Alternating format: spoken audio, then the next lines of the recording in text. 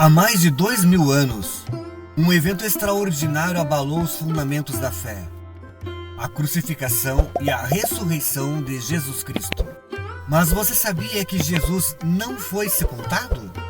Neste vídeo, vou explorar em detalhes essa história, para que você compreenda a verdade dos fatos.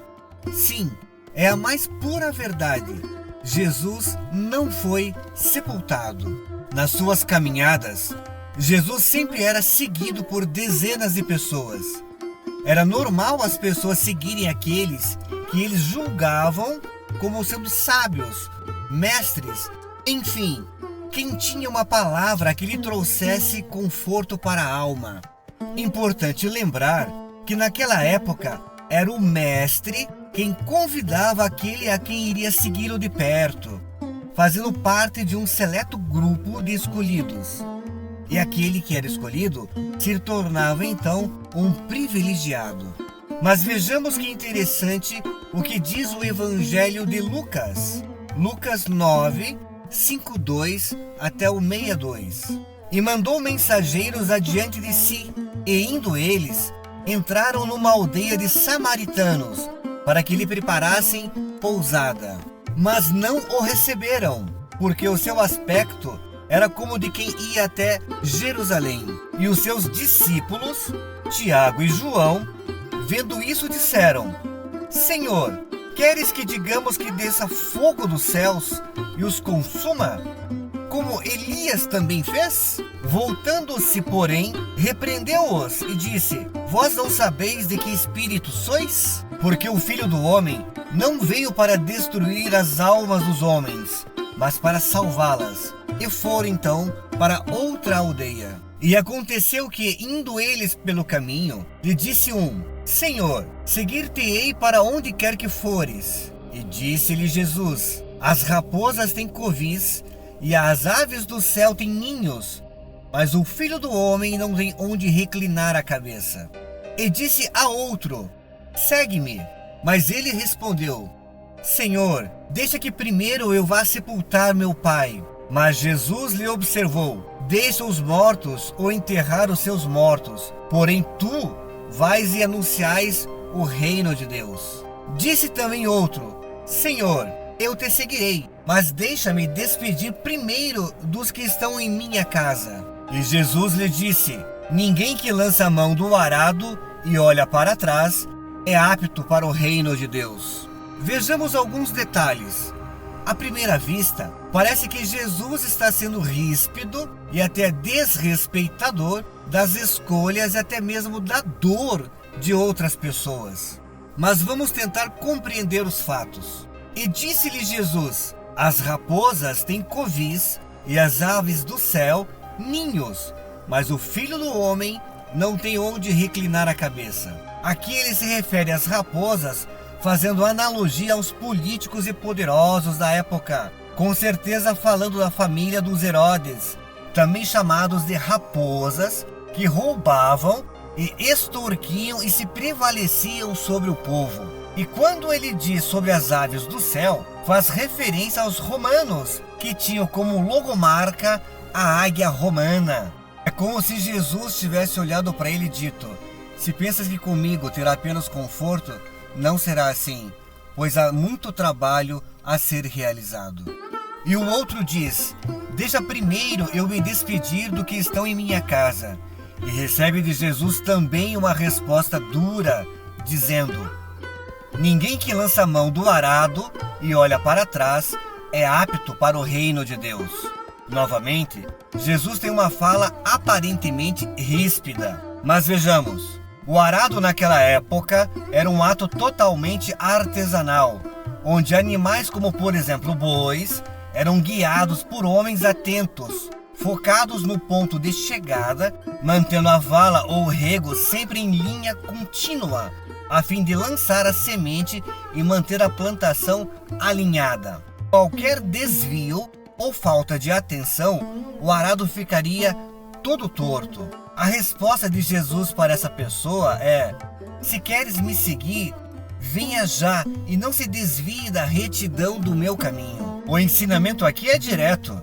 Se houver um chamado de Jesus, a resposta deve ser sim, e sim de imediato, independente do consentimento de pai ou de mãe. Pois no original grego, passa a ideia de que este jovem iria primeiro pedir permissão a seus pais, para, se consentido a permissão, aí sim passar a seguir a Jesus. Já no caso do outro, que queria primeiro sepultar o pai para daí sim seguir a Jesus, se faz necessário uma explanação mais detalhada para uma melhor compreensão. Vamos tentar imaginar o ocorrido com a luz do contexto da época, principalmente dos costumes e da cultura dos judeus daqueles dias.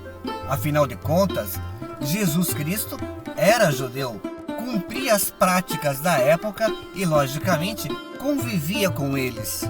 Estamos falando aqui da época do segundo templo de Jerusalém, templo esse que Jesus Cristo conheceu. Os judeus tinham e mantêm até hoje costumes peculiares, dentre eles o sepultamento de um ente querido. Quando uma pessoa morria, eles procuravam fazer toda a asepsia, adornar o corpo com óleos e perfumes e cobrir esse corpo com um manto. Já na altura da cabeça, eles colocavam um outro pano que envolvia somente a cabeça até o pescoço e, por fim, colocavam panos como se estivessem enfaixando todo esse corpo. Feito isso, eles levavam o corpo até o túmulo e este ficava depositado por pelo menos 1 ano.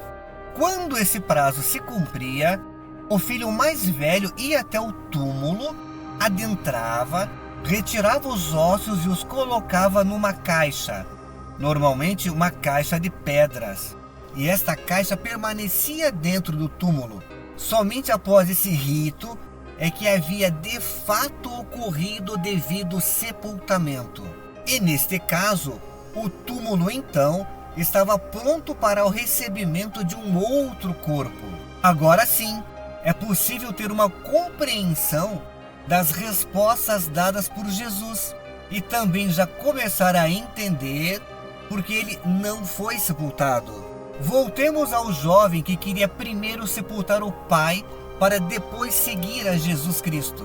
Vejam, se Jesus, como diz o texto, estava caminhando e sendo seguido por várias pessoas, e no meio destas pessoas estavam esses jovens, então é fácil compreender que o jovem não estava vivendo um momento de luto. Afinal de contas, estava caminhando com Jesus. Então nos resta apenas 2 questões. A primeira hipótese é que o seu pai já havia falecido e estava no túmulo, mas ainda não tinha se cumprido o período de 1 ano, para que então ele pudesse fazer o devido sepultamento do pai. E a segunda hipótese é que o seu pai sequer havia falecido. Então primeiro ele teria que esperar o pai morrer, aguardar um período de 1 ano para fazer o sepultamento e somente aí ele estaria livre para seguir a Jesus. Agora você consegue compreender melhor essas questões. Tudo ficou mais claro, correto? Ficou fácil para você entender que Jesus não foi sepultado. Se ele tivesse sido sepultado, seu corpo teria ficado no túmulo por pelo menos 1 ano e seus ossos teriam sido recolhidos e colocados em uma caixa, aí sim sendo devidamente sepultado. Mas como sabemos, ele ressuscitou ao 3º dia. No original, você vai encontrar que Jesus foi levado ao sepulcro e não que ele foi sepultado. Embora Paulo tenha dito: pois o que primeiramente lhe transmiti foi o que recebi, que Cristo morreu pelos nossos pecados, segundo as Escrituras. Foi sepultado e ressuscitou ao 3º dia, segundo as Escrituras. Nessa passagem é importantíssimo você compreender um detalhe. Aqui Paulo está falando para uma comunidade de não-judeus, pessoas que não tinham esses hábitos e essa cultura. Paulo fala de maneira que eles possam compreender a ressurreição de Cristo ao 3º dia. E é exatamente por isso, ou seja, Jesus Cristo ressuscitou ao 3º dia, que não houve o sepultamento. Ele então foi apenas levado ao túmulo, mas não foi sepultado, pois ele vive. Então permita que ele faça morada em seu coração. Experimente o poder transformador do seu amor e da sua graça. Sim, Jesus vive em cada um de nós. Que a chama da fé e da esperança que ele acende todos os dias dentro da gente continue a brilhar cada vez mais forte dentro de você. Um brinde à vida.